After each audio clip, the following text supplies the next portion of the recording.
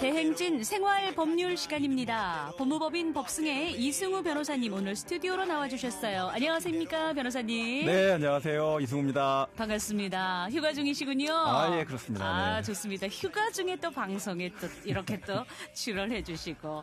자, 오늘 사연도 되게 좀 난감한 그러한 상황인데요. 네네네. 예, 먼저 사연 듣고 내용 이어가겠습니다.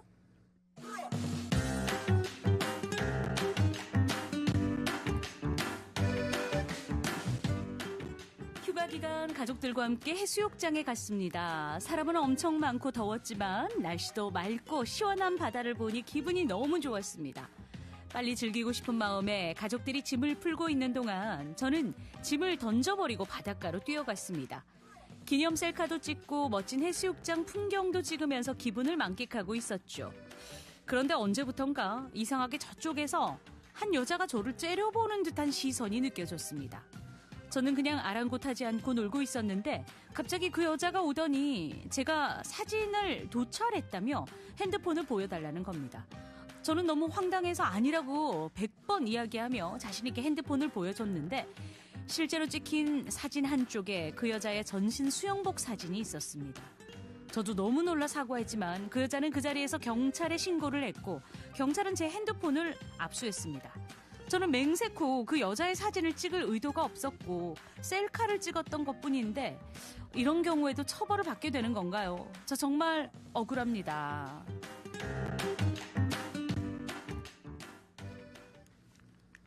변호사님, 예. 어떻게 이 난감한 상황 네네. 처벌을 받게 되는 건가요? 아, 이게 실제로요, 이런 사건들이 휴가철이잖아요. 네. 뭐 해수욕장, 뭐 수영장, 워터파크, 이런 데 사람 많이 모이고, 네. 노출이 좀 있는 곳에서, 종종 발생하는 그런 일입니다. 분명히 고의는 아니었는데. 그렇죠. 네, 고의로 찍은 것은 아니었는데, 상대 입장에서는, 나 왜 저 사람이 자꾸 찍지? 예. 이렇게 생각을 할 수 있죠. 네네. 또 소리가 나지 않습니까? 그렇죠. 네, 찰칵찰칵 소리가 나고 하니까, 자, 이제 억울한 상황이 충분히 생길 수가 있는데요. 네. 자, 이제 사연의 경우처럼 이제 우연히 잘못 찍힌 사진이다라고 하더라도 촬영 대상자가 난 진짜 저 사람 때문에 성적 수치심 느꼈어요. 네네. 이렇게 얘기를 하게 되면 카메라 이용 촬영죄가 성립되는지 여부가 이제 검토가 돼야 됩니다. 예. 자, 이 카찰죄라고도 하고 요새 많은 표현 쓰는 것 중에 하나가 이제 불법 촬영 이렇게 네. 표현을 좀 많이 쓰죠. 자, 이제 경찰까지 부르게 된 걸 보면 이제 여자분은 이미 나는 이미 성적 수치심을 느꼈다 이렇게 이제 결정을 내리신 것 같아요. 네. 자, 그렇다면은 여성분에게 일단 사과 마음을 잘 전달하셔야 되는데, 경찰에 오기 전에 결정을 하시는 게 빠르고 좋고요. 그렇겠죠. 네. 자, 실수로 찍힌 거다. 당시 상황에서 촬영하게 된 이유 등이 어떤 거다. 이런 것을 이제 설명하시는 게 중요할 것 같긴 한데, 네. 오해 풀기가 만만치가 않으실 겁니다. 그렇겠죠. 이미 네. 뭐 화가 나서 경찰까지 부른 상황이고. 그렇습니다. 근데 이제 사실 성적 수치심이라는 건 네네. 상당히 개인적인 감정인 거잖아요. 네네네. 이게 좀 애매한 것 같은데 이게 기준이 있을까요?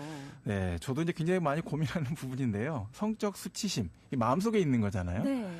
마음속에 있는 걸 어떻게 다 알겠습니까? 주관적 감정인데. 그렇죠. 그래서 이제 모호한 게 사실입니다. 네. 이제 그러다 보니까 법원은 나름대로 일반인 그리고 평균적 감정을 고려한다 이렇게 얘기를 하면서 설명을 하고 있지만 결국 따져보다 보면 피해자의 의사상으로 네. 수치심을 느꼈느냐, 의사에 반했느냐 이거를 이제 중요한 척도로 놓고 있습니다. 그래요. 자, 이제 그렇게 되다 보니 피해자가 성적 수치심을 느꼈다라고 본다면 일단 카메라 촬영죄로 수사가 시작이 되는 거죠. 네. 성적 수치심을 느낄 수 있는 신체도 이제 과거에는 노출이 됐어야 된다. 네. 노출이 안 되고 가려져 있으면 그게 어떻게 되냐 했는데 예. 요새는 또 신체 윤곽을 드러낼 수 있는 여러 가지 옷들이 또 등장을 했죠. 그렇죠. 뭐 자, 레깅스 예. 입고 있는 분들도 요즘에 많이 보이고. 사람이 사실은 자기 신체의 어떤 움직임이나 이런 걸 자기가 보고 싶어서 그러고서 네. 입을 수 있지 않습니까? 예. 자, 그러다 보니까 실제 판례도 남성이 레깅스 입은 여성을 하반신을 네. 한 8초 정도를 이제 몰래 찍은 거예요. 따라가면서요. 네. 적발 기소되니까 옛날 판례 들면서 난 노출된 신체 찍은 거 아니에요. 그러니까 예. 뭔 소리야. 아니다. 너 아하. 그거 노출 없어도 엉덩이 허벅지 부분에 굴곡이 다 드러나게 돼서 신체 보이는 거랑 똑같지 않느냐. 네. 성적 수치심 유발할 수 있는 욕망이 있는 그런 신체에 대한 촬영 행위에 해당될 수 있다. 이렇게 봤습니다. 그렇군요. 네. 그러면 이제 다른 사람의 신체를 몰래 찍으면은 이게 무조건 카메라 촬영죄로 들어갈 수 있는 부분인가요? 네, 보통 무조건 딱 단어 들어가니까 느낌이 좀 살짝 오시죠? 네. 예, 무조건 찍었다고 해서 이제 카촬은 아니고요. 네. 자, 성립 여부는 이제 여러 가지를 좀 따져보고 있습니다. 종합적으로 이제 고려해 보게 되는데요. 피해자가 이제 어떤 옷차림을 하고 네. 있었나, 또 노출 정도는 어땠고, 촬영하게 된 장소나 촬영하게 된 이유, 촬영 장소, 그리고 이제 특히 제일 중요하게 본 게 이제 피사체하고 그 각도, 프레임이 있거든요. 네. 그 프레임이 어떤가? 그리고 특정 신체 부위를 부각해서 여러 차례 촬영을 했는지, 자, 이런 것들을 종합적으로 이제 고려해서 판단하고 있습니다. 자, 그렇다면은 이 사연자분 네. 지금 이 상황에서는 어떻게 하면 좋을까요? 네, 일단 뭐 나는 풍경과 셀카만 찍었다 이렇게 하는데 네. 요새 또 워낙 또 해상도가 좋아요. 그러니까요. 네, 그러다 보면 이제 편집해갖고 쓰시는 분들이 많습니다. 그러니까 이게 그런 그것만 것들 딱 믿을 수가 때문에. 없어서. 네, 자, 저는 찍으려는 고의가 없었습니다만 하셔서는 좀 어렵고요. 네. 촬영된 원본 파일을 이렇게 놓고 설명을 하면서 각도가 이게 아니지 않느냐. 네. 내 기계 해상도를 좀 봐라. 이게 되나. 그리고 횟수도 나 이거 이분 찍으려고 집중적으로 한 게 아니지 않느냐. 네. 또 파일과 관련돼서 여러 가지 이제 추론될 수 있는 여러 형태의 이런 목적성이 있거든요. 네. 그것들을 잘 하나하나 설명하셔야 됩니다. 그렇군요.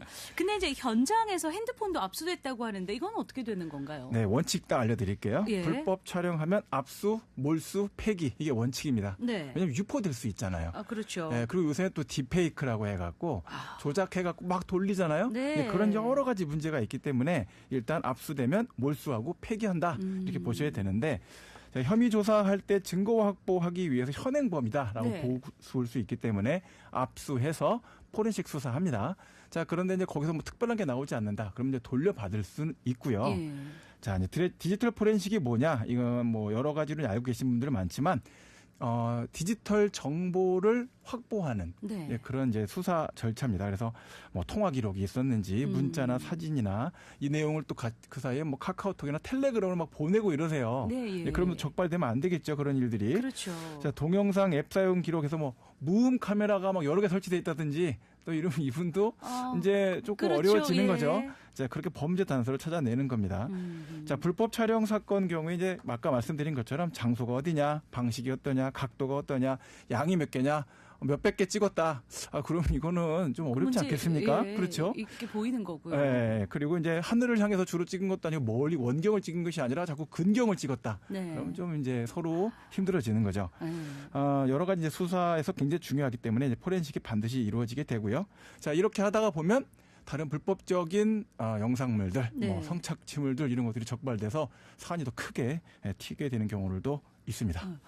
아니 왜 저 찍어요? 아니에요. 그쪽 찍은 게 아니라 그렇게 오해하실 것 같으면 사진 지울게요. 그 네. 자리에서 만약에 지워버리면.